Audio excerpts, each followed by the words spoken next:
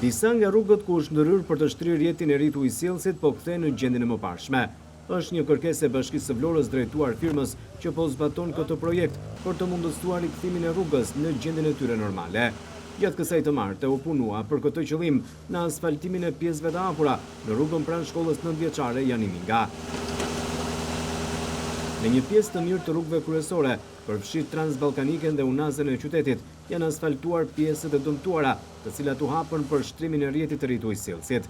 Sipas grafikut të punimeve, do të rikthehen në gjendjen e mëparshme edhe rrugët paralel dhe që lidhen me Transballkaniken, me qëllim që të mos kemi problematika në drejtim të qarkullimit rrugor për sezonin turistik.